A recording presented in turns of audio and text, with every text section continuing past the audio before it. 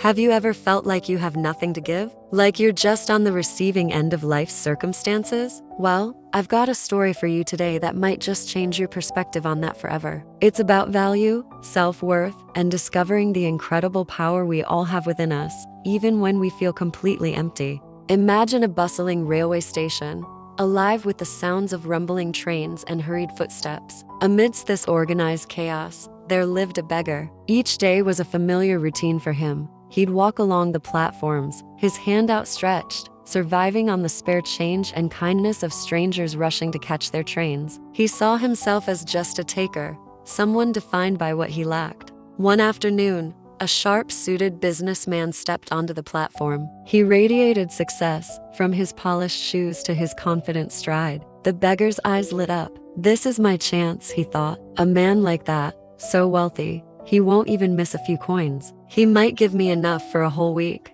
With a surge of hope, he made his way through the crowd and stood before the businessman, extending his worn, empty hand. But the businessman didn't reach for his wallet. Instead, he looked the beggar straight in the eye and asked a question that cut through the noise of the station. "Do you always just take from others? Have you ever given anything in return?" The beggar was stunned. Give? What could he possibly give? He was a beggar, owning nothing but the clothes on his back. He stammered, "Sir, I have nothing. If I had something to give, I wouldn't be begging." The businessman simply replied, "That's where you're wrong. Everyone has something to offer. Think about it." And with that, he boarded his train, leaving the beggar standing there, utterly confused and a little ashamed. The businessman's words echoed in his mind for days. Everyone has something to offer. It was a completely new idea. He started looking around, not for money, but for something, anything, he could give. A few days later, he noticed a patch of wild, beautiful flowers growing near the railway tracks.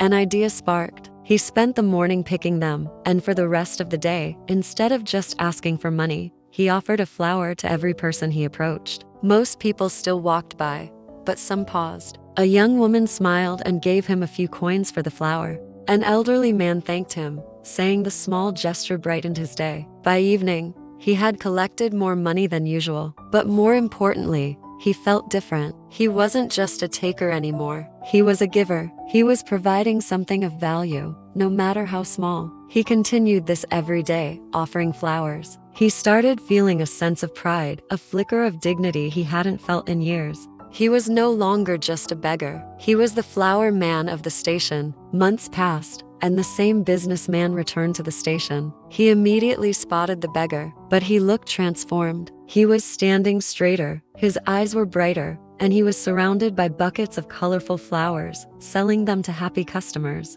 The beggar recognized the businessman instantly. He walked over, a beautiful bouquet in hand, and said, "I've been waiting for you. I want to give you this.